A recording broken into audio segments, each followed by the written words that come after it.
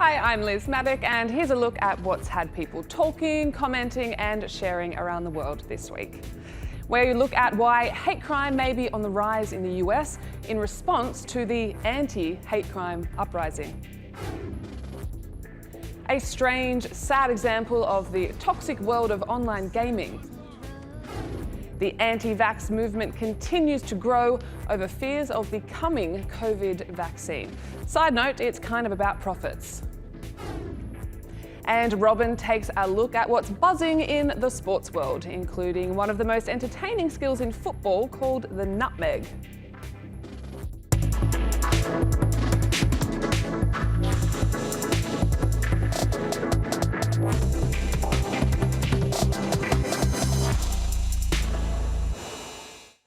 Top of our newsfeed this week, hate crime in the USA. The anti-racism Black Lives Matter uprising in America is having a predictable byproduct. There's been a rise in hate crimes and violence against minority communities. Adama breaks it down for us. Are anti-racism protesters in the US in danger? A number of people have been hit with cars while they protest. In the latest incident on Monday, demonstrators were hit in Bloomington, Indiana. They were protesting what they called an attempted lynching of a black activist in the city. 2 people were injured, and police are still looking for the driver of the car. According to a research institute at the University of Chicago, there have been at least 66 car attacks nationwide since George Floyd, an African-American man, was killed by police on May the 25th. 7 were carried out by law enforcement officers, including 2 in New York. New York Police Commissioner Dermot Shea defended the incidents as a legitimate use of force because police vehicles were being attacked. The use of cars against protesters serves as a reminder of the killing of a demonstrator in 2017. Heather Heyer was struck by a car driven by James Alex Fields at a counter-protest during a white supremacist rally in Charlottesville, Virginia. The recent Black Lives Matter protests have come with a series of attacks on African Americans. The car attack in Indiana followed an assault on Vox Booker, a member of the Monroe County Human Rights Commission. He was attacked by a group of white men who threatened him with a noose. They said he and his friends had trespassed on private property at an Indiana lake. The incident is being investigated as a hate crime. I'm going to. In Kentucky, 5 white people face charges after they shot at a historically black church. And this viral video shows a white woman pointing a gun at a black family at a parking lot in Michigan. Hate crimes have seen a steep rise since the start of Donald Trump's presidency. The Council on American Islamic Relations said in a 2018 report that anti-Muslim hate crimes had increased by 74% since 2016. The FBI says anti-Latino crimes rose 21% in 2018. The Southern Poverty Law Center says Black Americans are less likely to report hate crimes because of a lack of trust in police. And that's just one of the many reasons they've taken to the streets again this summer, to fight for equal treatment, equal protections under the law, and the same rights to be heard as all other Americans. Now for the story of an incredibly popular video game and the online abuse the people who made it have gotten. Some gamers find it hard to differentiate between what's real and what's not. In a series of tweets, Laura Bailey, the actress who plays Abby in The Last of Us Part 2, has posted some screenshots of messages she's been getting, including death threats. Most of the abuse treat Bailey like she's Abby, and that the major character who her character kills off is also real. Bailey isn't the only one on the receiving end of hate mail. The Last of Us Part 2's director Neil Druckmann has shared some of the homophobic, transphobic, and anti-Semitic messages he's been receiving.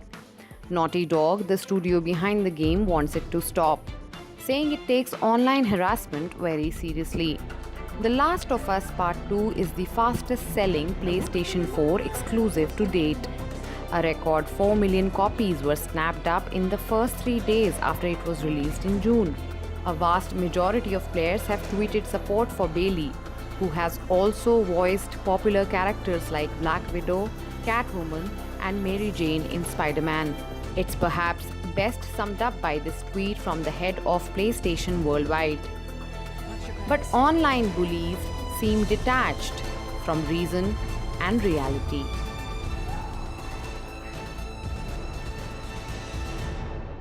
Let's have a look now at some other things that caught our eye on social media. For the first time in our memory, many Americans are asking, does history still have a place for America? There are some who answer no. This is the latest viral anti-Trump advert to be produced by Republican supporters in the US. There seems to be this growing movement of vocal conservatives who have turned on Trump in recent weeks. This video, called "Has Your Party Left You?", had more than 3 million views in less than a day. It's a Ronald Reagan speech covered with images of modern America. Images which creators say should embarrass Americans for what their country has become under Donald Trump. Hi guys, today I'm going to show you how to make a regular surgical mask more protective. So start with washing your hands, and here I have a loose-fitting surgical mask. I don't know why, but people can't seem to figure out how to wear masks. So a doctor called Dr. Olivia Quid posted this to TikTok. It's a tutorial of how to make your mask fit better. It's been watched more than 3 million times, and apparently the trick is to tie a knot in the ear straps to make them tighter. The more you know, hey? This is the lab assistant of the future. The robot, designed by scientists in the UK, can apparently perform tasks 1,000 times faster than a human. I suppose all those coffee and gossip breaks aren't a factor for this thing. It doesn't have AI, so it can't design its own science experiments yet, but I'm sure the first thing it will think up is how to make its human overlords redundant. The scientists who designed it are pretty happy though. They say it does the boring tasks they don't like, leaving them more time to do the things they do like drink coffee and gossip. And this is a stop-motion animation of a geek building the Lego Millennium Falcon for other geeks to watch on YouTube. It took 5 weeks and over 8,000 individual images to achieve this effect. I guess it's a good use of the lockdown, hey?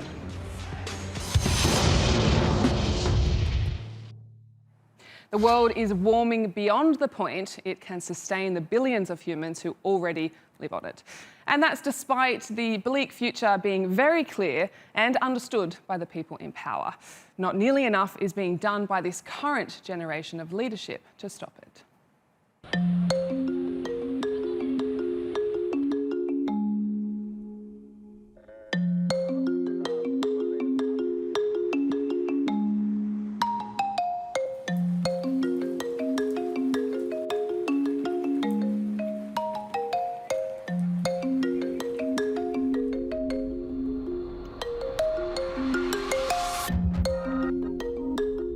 This study shows, with a high level of scientific skill, the enormous challenge ahead in meeting the Paris Agreement on climate change target of keeping a global temperature rise this century well below 2 degrees Celsius, above pre-industrial levels, and to pursue efforts to limit the temperature increase even further to 1.5 degrees Celsius.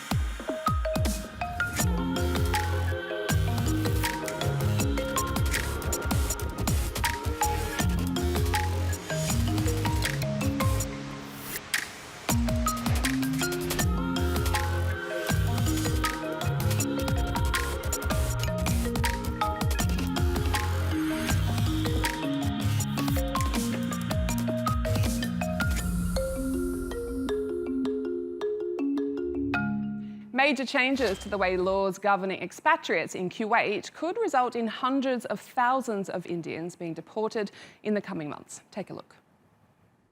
About 800,000 Indian expatriates in Kuwait could be forced to leave the country. Legislation proposed in the National Assembly would set a quota on Indian expats. It says they should not exceed 15% of the population. Of the 4.3 million people living in Kuwait, 3 million are expats. Indians make up the biggest group with 1.4 million people.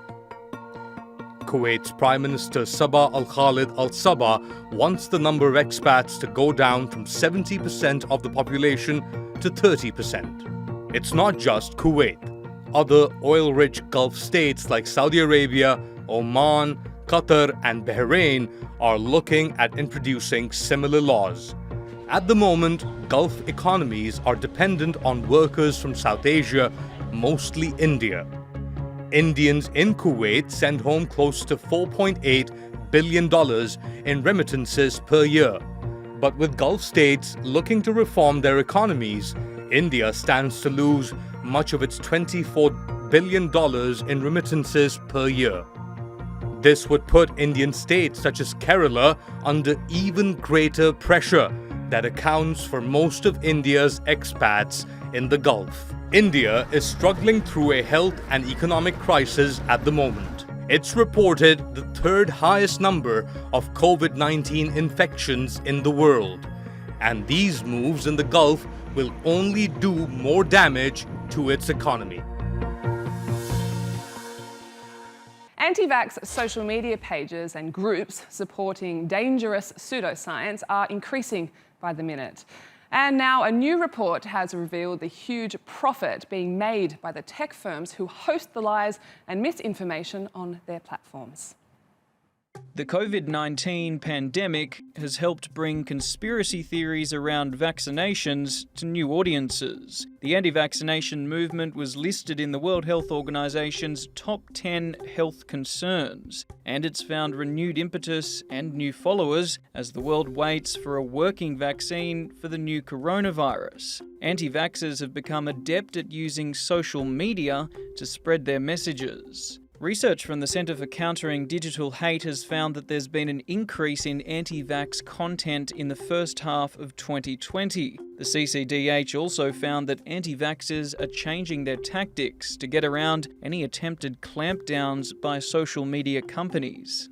Cumulatively, the most well-known anti-vax social media accounts have racked up more than 58 million followers and rising, and that's just the accounts in English. After Facebook acted to limit their reach, they moved to Instagram. The platform has seen 1 million new followers of anti-vax content since the pandemic began. The conspiracy peddlers have large followings on YouTube too. All the major social media firms have made promises to reduce the amount of anti-vaccination content on their platforms, but those promises ring hollow when advertising around it is so lucrative. The CCDH predicts social media companies could be making as much as $1 billion annually just selling adverts around anti-vax content. They say that money comes not just from the companies who seek to capitalize on conspiracy content, but also from the anti-vax community themselves, who invest heavily to make sure their message is seen as widely as possible. The major platforms are constantly reviewing their policies when it comes to hate speech and misinformation. For those who work to reduce the amount of anti-vax content around, there's an easy answer.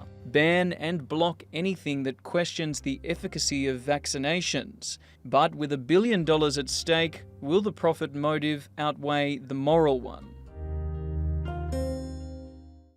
Let's go around the world now for some stories you shouldn't miss this week. Facebook has published its civil rights audit, a piece of work begun over 2 years ago, which was meant to show the ways the social network can be reformed to not be such a bin fire of misinformation and hateful content. The report finds Facebook to be reactive to issues, reluctant to remove hateful content, and seemingly unwilling to change its policies to make its page a better place to be. Is it time to delete Facebook, maybe? Amazon has to pay a $135,000 fine for violating US sanctions and selling stuff to people in North Korea, Iran, Sudan and Syria. The fine could have been more than $1 billion, but the US Treasury Department says Amazon's violations weren't egregious and that they voluntarily disclosed them. Lockdowns haven't been fun for anybody, but even less so if you've got noisy neighbours. Seems like those Northern Islanders have been particularly boisterous or just whingy because noise complaints there doubled between April and June compared to the same time last year. People complained about loud TVs, music and parties. Who was throwing parties at this time? Let's hope they were just wild family bashes. This pink glacier in the Italian Alps is the result of a ridiculously hard-to-say algae, so it's been nicknamed watermelon snow. It grows while making the ice it sits in pink, absorbing more of the sun's heat, helping it to grow and spread. It's a major cause of melting glaciers and has been observed in Greenland too. To Pakistan now, where, as we have told you, people are obsessing over a Turkish historical TV show called Dirilish Ertuğrul. Well, we spoke to the musician Hadi Kayani, who has created a tribute song. Take a look at this. When I was a kid, my mother used to tell me that, her forefathers belonged to Izmir in Turkey.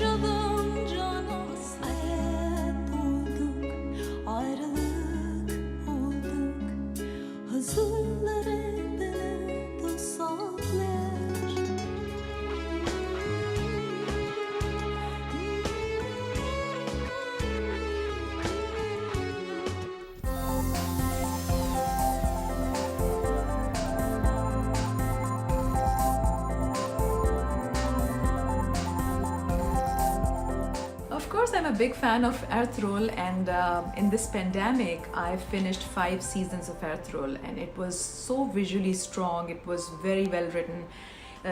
Each and every detail was very well put, and I got to learn a lot about Islamic culture and history and all the tribes, how they struggled. And in the light of Holy Quran and of course our Holy Prophet's life, the messages were really strong.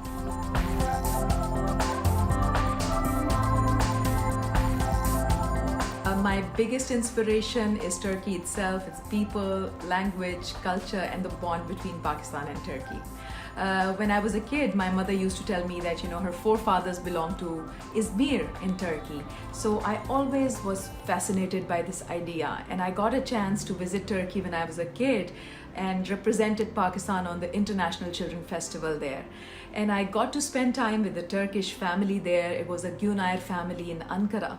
So I feel till day that I have my fondest, my beautiful memories attached to Turkey. I prepared a song which was a Turkish song originally sung by Sezen Aksu.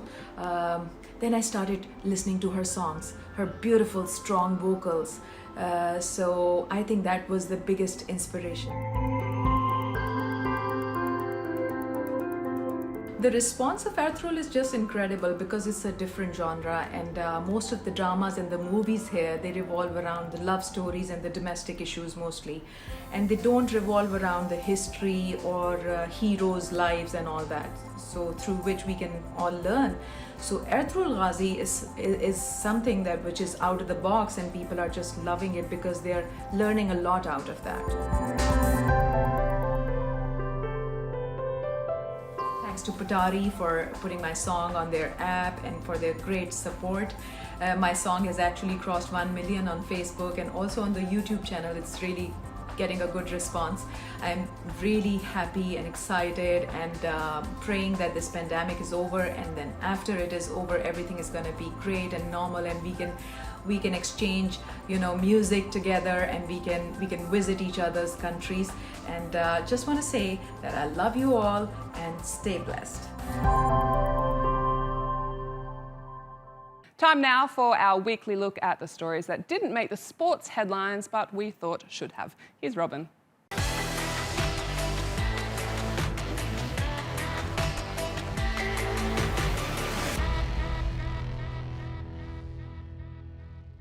Hello everyone, welcome to Sports Buzz. My name is Robin Adams, absolutely delighted to have your company. The nutmeg, the art of putting a football through the legs of another player. Young and old find it highly entertaining, and even if you know what's coming, it is still one of the most enjoyable bits of the beautiful game. 3 keer scoren is gedaan, of een panna natuurlijk.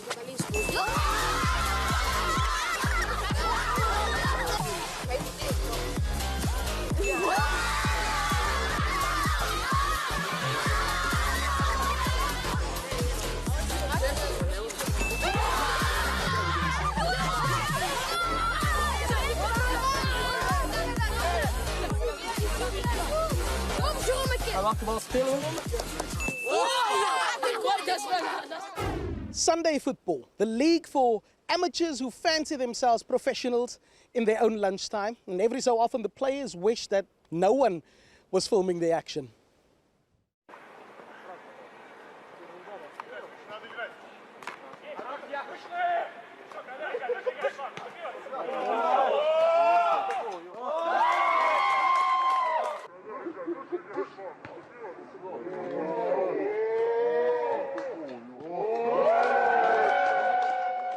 Sports tourism is big business in South Africa. The Comrades Marathon, for example, attracts runners from all across the world every single year. The Cape Town Cycle Tour is the largest timed cycle race on the planet. Paragliding tour accounts for millions of dollars in revenue, and now that the country's eased their lockdown restrictions, paragliding schools have started to reopen, and the hope is that the paying public will soon be flocking back too. Here's Jeff Ayliffe, he's a sports reporter and a licensed pilot.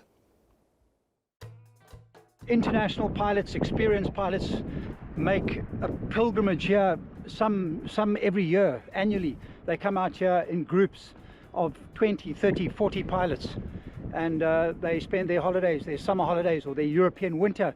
They come to South Africa to chase the sun and to come and fly the garden route.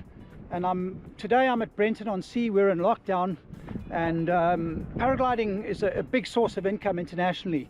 There's a lot of tandem operations in South Africa, many of them here at the garden route. There's a lot of training, there's equipment sales, so it's a source of income as a sport. And unfortunately, like all the other sports with lockdown, it's been closed. But just recently, it started to open up again. Pilots who have got schools are allowed to start instructing again. I haven't flown much since lockdown, so it's going to be amazing just to be able to get out there and enjoy the air, and very definitely social distancing.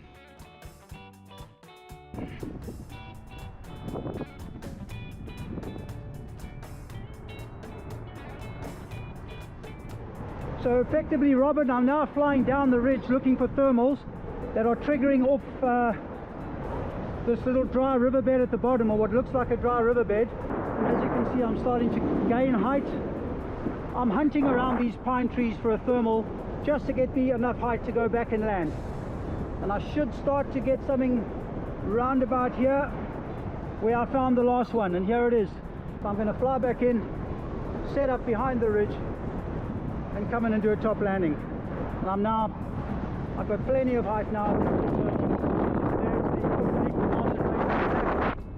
Beautiful views, there's Sedgefield, there the Sedgefield Lakes, and I'm going to come and set up in the back and do a landing.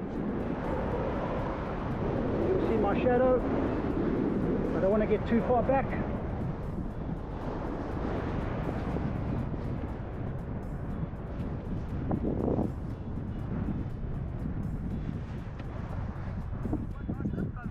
And there we go.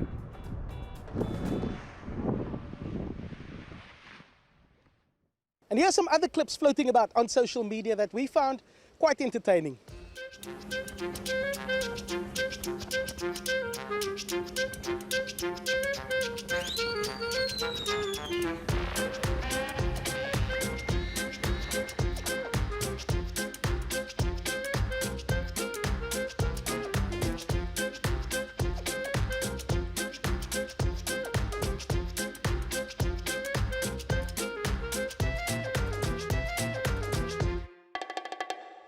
And that is all of our time. Thank you so much for watching. Keep the communication lines open, please. Robin Adams ZA on Twitter. Robin Adams ZA. Use the hashtag SportsBuzz. And I'll speak to you next time. Bye-bye. And last up, have you ever wondered what a leopard would do if you snuck up on it? Well, wonder no longer. It's just like a frightened kitten. Not such a cool cat, apparently. This was filmed and posted by Kruger National Park in South Africa. One leopard enjoying a drink, another sneaks up behind it, and bam! Well, the drinker behaved a little like Tigger from Winnie the Pooh. Chill out, kitty cat. That's all from the Newsfeed team this week. Reach out to me with your questions, comments, complaints and suggestions. You'll find us 24/7 on YouTube. Make sure you subscribe to our channel, and you can follow me on Twitter or Instagram at Lizzie Maddock. Follow, subscribe, add. We'll see you soon.